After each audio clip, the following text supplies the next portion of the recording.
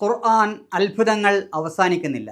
19-ാം ഭാഗം, ആഴക്കടലിലെ അന്ധകാരം. ബിസ്മില്ലാ, അൽഹംദുലില്ലാ, അസ്സലാത്തു വസ്സലാമു അലാ റസൂലില്ലാ വഅലാ ആലിഹി വസഹ്ബിഹി അജ്മഈൻ. പ്രിയപ്പെട്ടവരെ, അസ്സലാമു അലൈക്കും വറഹ്മത്തുള്ളാഹി വബറകാതുഹു. ഇനി നാം കടലിൻ്റെ ആഴങ്ങളിലേക്ക് പോവുകയാണ്. 4-5 വർഷങ്ങൾക്ക് മുമ്പ് നമ്മുടെ നാട്ടിൽ ഒരു സംവാദം നടന്നിരുന്നു. ബഹുമാന്യനായ എം അക്ബർ സാഹിബും EM ജബ്ബാർ മാഷും തമ്മിലായിരുന്നു ആ സംവാദം. 6-ാം നൂറ്റാണ്ടിലെ അറബികൾക്കറിയാത്തതും ശാസ്ത്രം പിന്നീട് കണ്ടെത്തിയതുമായ എന്തെങ്കിലും ഒരറിവ് ഖുർആനിലുണ്ടെന്ന് തെളിയിക്കാൻ പറ്റുമോ? ഇതായിരുന്നു ജബ്ബാർ മാഷിൻ്റെ പരസ്യമായ വെല്ലുവിളി. അതിനെ മറുപടിയായി സംവാദത്തിൽ എം അക്ബർ സാഹിബ് പരിശുദ്ധ ഖുർആനിലെ സൂറത്തു നൂറിലെ 40-ാമത്തെ ആയത്ത് ഉദ്ധരിക്കുന്നുണ്ട്. ആയത്ത് ഇങ്ങനെയാണ്: ഔ കളുലുമാത്തിൻ ഫീ ബഹരിൻ ലുജ്ജി യഗ്ശാഹു മൗജും മിൻ ഫൗഖിഹി മൗജ് മിൻ ഫൗഖിഹി സഹാബ് ളുലുമാത്തും ബഅ്ളുഹാ ഫൗഖ ബഅ്ദ് ഇദാ അഖ്റജ യദഹു ലം യകദ് യറാഹാ വമൻ ലം യജ്അലില്ലാഹു ലഹു നൂറാ ഫമാ ലഹു മിൻ നൂർ. ഇതാണ് അദ്ദേഹം തെളിവായി ഉദ്ധരിച്ച സൂറത്തു നൂറിലെ 40-ാമത്തെ ആയത്ത്. സത്യനിഷേധികളുടെ കർമ്മങ്ങൾ വിഫലമായി പോകുന്നതിൻ്റെ ഉദാഹരണം പറഞ്ഞിടത്ത് ഒരു ഉദാഹരണമായി അള്ളാഹു പറയുകയാണ്. അല്ലെങ്കിൽ ഈ സത്യനിഷേധികളുടെ കർമ്മങ്ങളുടെ ഉപമ ഇങ്ങനെയാണ്: ആഴക്കടലിലെ ഘനാന്ധകാരം, അതിനെ തിരമാല മൂടിയിരിക്കുന്നു, അതിനു മീതെ പിന്നെയും തിരമാല, അതിനു മുകളിൽ കാർമേഘം, ഇരുട്ടിനുമേൽ ഇരുട്ട്, ഒട്ടേറെ ഇരുട്ടുകൾ. ഒരാൾ സ്വന്തം കൈ പുറത്തേക്ക് നീട്ടിയാൽ അതുപോലും കാണാൻ കഴിയാത്തത്ര കൂരാക്കൂരിരുട്ട്. അള്ളാഹു വെളിച്ചം നൽകാത്തവർക്ക് പിന്നെ വെളിച്ചമേയില്ല. ഇതാണ് ഈ ആയത്തിൻ്റെ ഏകദേശ പരിഭാഷ. ആഴക്കടലിൽ ഇരുട്ടുകൾ, ഇരുട്ടിൻ്റെ മേൽ ഇരുട്ട്. ആഴക്കടലിൽ തിരമാലകൾ, തിരമാലകൾക്കുമേൽ തിരമാലകൾ. കടലിൻ്റെ ആഴങ്ങളിൽ ഇരുട്ടോ? കടലിന് മുകളിലേക്ക് നോക്കിയാൽ നമുക്ക് മുകളിൽ കാണുന്ന തിരമാലകൾ കാണാം.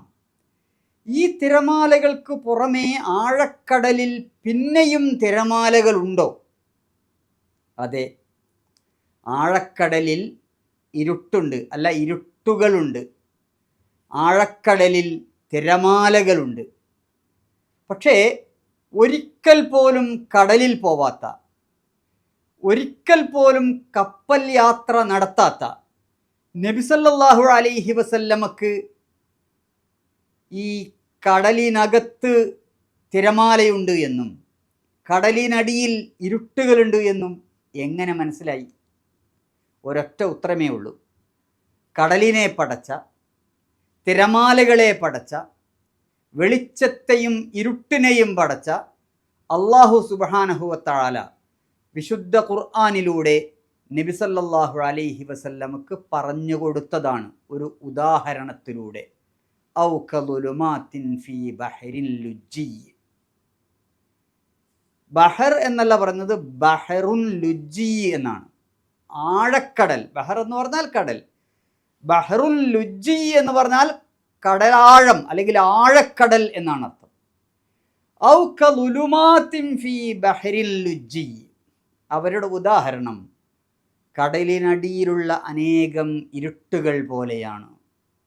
യഗ്ശാഹു മൗജുൻ, ആ ഇരുട്ടുകളെ തിരമാല മൂടുന്നുണ്ട്.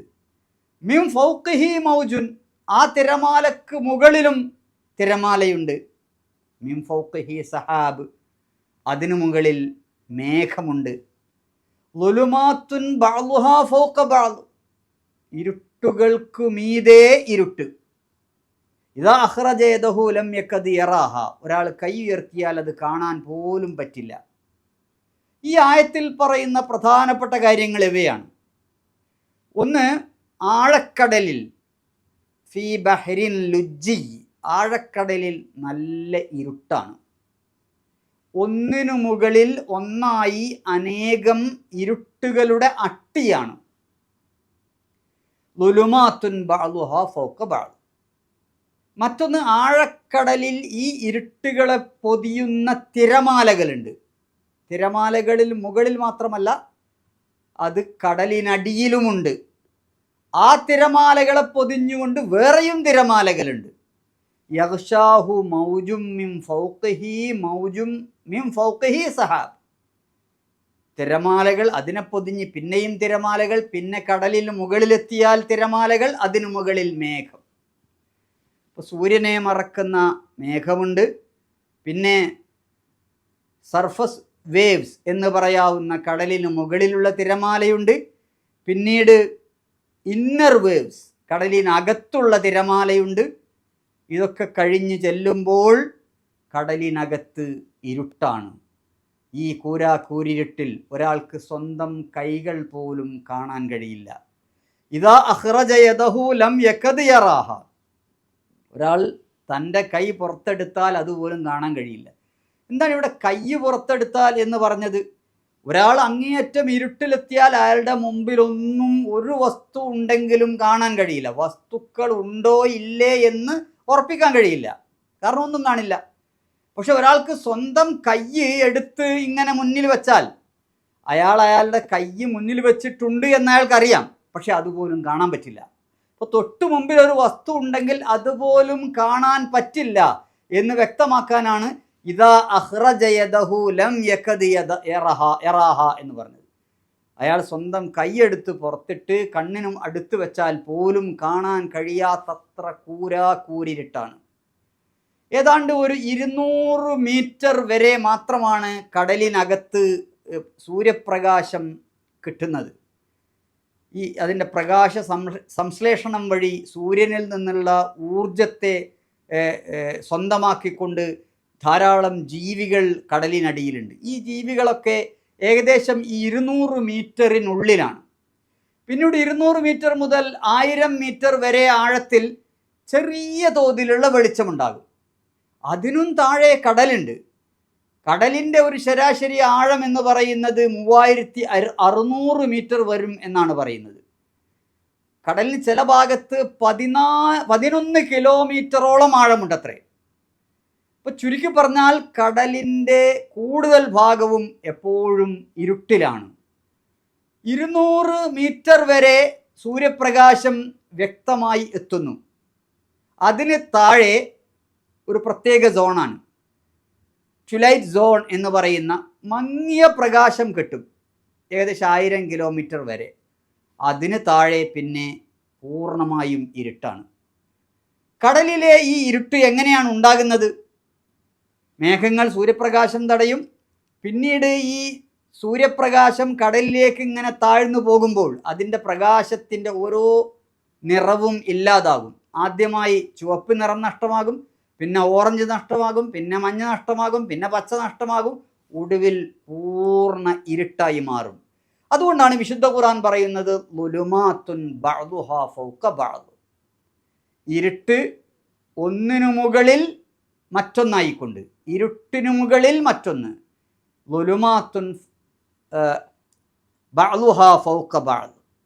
അപ്പോൾ അനേകം ലെയറുകളായി ഇരുട്ടുകൾ കടലിനടിയിലുണ്ട് എന്നതൊരു ഉദാഹരണമായി അല്ലാഹു സുബ്ഹാനഹു വ തആല നമുക്ക് പറഞ്ഞു തരികയാണ്. മറ്റൊന്ന് കടലിനടിയിലെ തിരമാലകളാണ്. യഗ്ഷാഹു മൗജും മിൻ ഫൗഖിഹി മൗജ് മിൻ ഫൗഖിഹി സഹാബ്. ആഴക്കടലിൽ വലിയ തിരമാലകളുണ്ട് എന്ന് ഇന്ന് ഓഷ്യനോഗ്രഫി അല്ലെങ്കിൽ ഓഷ്യനോളജി പഠിച്ചിട്ടുള്ള എല്ലാ ആളുകളും നമുക്ക് പറഞ്ഞു തരുന്നുണ്ട്. സർഫസ് വേവ്സിന് പുറമെ ഇൻറ്റേർണൽ വേവ്സും കടലിലുണ്ട്. കടലിൻ്റെ ആഴങ്ങളിൽ തിരമാലയുണ്ട്. നേരത്തെ ഞാൻ സൂചിപ്പിച്ച സംവാദത്തിൽ നാസയുടെ അടക്കം വീഡിയോയുടെ സഹായത്തോടു കൂടി എം അക്ബർ സാഹിബ് അത് വിശദീകരിക്കുന്നുണ്ട്. ഞാൻ അതിൻ്റെ വിശദാംശങ്ങളിലേക്ക് പോകുന്നില്ല. കടലിനടിയിൽ, കടലിൻ്റെ സമുദ്രത്തിൻ്റെ ആഴങ്ങളിലുള്ള തിരമാലകൾ വീഡിയോ സഹിതം അദ്ദേഹം വിശദീകരിക്കുന്നുണ്ട്. ഒന്ന് ആലോചിച്ച് നോക്കുക. 1400 വർഷങ്ങൾക്ക് മുമ്പ് ജീവിച്ചിരുന്ന ഒരാൾക്ക് ആഴക്കടലിലെ ഇരുട്ടിനെക്കുറിച്ചും ആഴക്കടലിലെ തിരമാലകളെക്കുറിച്ചും ഇങ്ങനെ കൃത്യമായി എങ്ങനെ പറയാൻ കഴിഞ്ഞു? അന്ന് ഡൈവിംഗ് സബ്മറൈനില്ല, സമുദ്രശാസ്ത്ര ഗവേഷണമില്ല, ആഴക്കടലിലേക്ക് പോകാനുള്ള സാങ്കേതിക വിദ്യയില്ല. നമുക്കെല്ലാവർക്കും ഒരു മനുഷ്യൻ കടലിലേക്ക് ഊളിയിട്ട് പോയാൽ പരമാവധി പോകാൻ പറ്റുന്നത് 20 മീറ്ററാണ്. ഞാൻ ഒരിക്കൽ കടലിനെ ചില ഉപകരണങ്ങളൊക്കെ വെച്ചുകൊണ്ട് കടലിനടിയിലേക്ക് പോയപ്പോൾ 1 മീറ്റർ 2 മീറ്റർ കഴിഞ്ഞപ്പോഴേക്ക് തന്നെ നമുക്ക് ശ്വാസം മുട്ടുന്നു, നമ്മുടെ ചെവി വേദനിക്കുന്നു. സാധ്യമല്ല. പ്രത്യേക ഉപകരണങ്ങളൊക്കെ വെച്ചുകൊണ്ട് പിന്നീട് മനുഷ്യൻ ഈ കടലിനടിയിലേക്ക്, ആഴത്തിലേക്ക് പോകാൻ കഴിഞ്ഞത് ഈ അടുത്താണ്. സമുദ്രത്തിനകത്ത് അപ്പോൾ 2 ഭാഗങ്ങളുണ്ട് എന്ന് നമുക്ക് മനസ്സിലായി. ഒന്ന് പ്രകാശവും ചൂടുമൊക്കെയുള്ള അതിൻ്റെ ഉപരിതലം, അതിന് ശേഷം പിന്നീട് ആഴക്കടലിൽ തിരമാലകൾ കൊണ്ട് വേർതിരിക്കപ്പെട്ടിട്ടുള്ള അതിൻ്റെ ഏറ്റവും അന്ധകാര നിബിഡമായ അതിൻ്റെ ഏറ്റവും താഴെ ഭാഗം. കടലിന് ഓരോ പാളികളായിട്ട് ശാസ്ത്രജ്ഞന്മാർ വേർതിരിച്ചിട്ടുണ്ട്. ഓരോ പാളിക്കും ഓരോ ശാസ്ത്രീയ നാമമുണ്ട്. സൂര്യൻ്റെ ആദ്യ ഭാഗം, സൂര്യരശ്മികൾ കറക്റ്റായിട്ട് കടക്കുന്ന ഭാഗത്തിനൊരു പേര്, അടുത്ത പാളിക്ക് മറ്റൊരു പേര്, പിന്നത്തെ പാളിക്ക് ഓരോരോ പേര്, ഇങ്ങനെ വ്യത്യസ്ത പേരുകളുണ്ട്. ഞാൻ വിശദാംശങ്ങൾ ഭയന്ന് അതൊന്നും ഇവിടെ വിശദീകരിക്കുന്നില്ല. പക്ഷേ ഇങ്ങനെ സമുദ്രത്തിലെ വ്യത്യസ്ത ലെയറുകൾ, വ്യത്യസ്ത ഇരുട്ടുകൾ, വ്യത്യസ്ത തിരമാലകൾ, ഇതൊക്കെ അല്ലാഹു സുബ്ഹാനഹു വ തആല നമുക്ക് പറഞ്ഞ് പഠിപ്പിച്ചു തരികയാണ്. എന്നിട്ട് അതൊരു ഉദാഹരണമായി, സത്യനിഷേധികളുടെ കർമ്മത്തിൻ്റെ ഉദാഹരണമായി നമുക്ക് കാണിച്ചു തരികയാണ്. ഔകലുലുമാത്തിൻ ഫീ ബഹരിൻ ലുജ്ജി, കടലിനടിയിലുള്ള, അഗാധമായ കടലിൻ്റെ ആഴങ്ങൾക്കകത്തുള്ള ഇരുട്ടുകൾ പോലെ. ളുലുമാത്തുൻ ബഅ്ലുഹാ ഫൗക ബഅ്ൽ, ഇരുട്ടുകൾ എന്ന് പറഞ്ഞാൽ പോരാ, ഇരുട്ടുകൾ കുറേയുണ്ട്, അതിനു മുകളിലും ഇരുട്ടുകളുണ്ട്. അപ്പോൾ ഇരുട്ടുകളെക്കുറിച്ച്, കടലിനടിയിലുള്ള ഇരുട്ടുകളെക്കുറിച്ച്, കടലിനടിയിലുള്ള യഗ്ഷാഹു മൗജും മിൻ ഫൗഖിഹി മൗജ് മിൻ ഫൗഖിഹി സഹാബ്, തിരമാലകൾ, അതിനെ മൂടുന്ന മറ്റു തിരമാലകൾ, അതിനു മുകളിൽ ആകാശം, ആകാശത്തുള്ള മേഘം എന്ന് പറഞ്ഞുകൊണ്ട് തിരമാലകളെക്കുറിച്ചും. എത്ര കൃത്യമായി കടലിനകത്തുള്ള ഈ യാഥാർത്ഥ്യങ്ങൾ അല്ലാഹു നമുക്ക് പറഞ്ഞു തരുന്നത് എന്ന് ആലോചിച്ച് നോക്കുക. വാഖിറു ദഅ്വാന അനിൽ ഹംദുലില്ലാഹി റബ്ബിൽ ആലമീൻ. അസ്സലാമു അലൈക്കും വറഹ്മത്തുള്ളാഹി വബറകാതുഹു.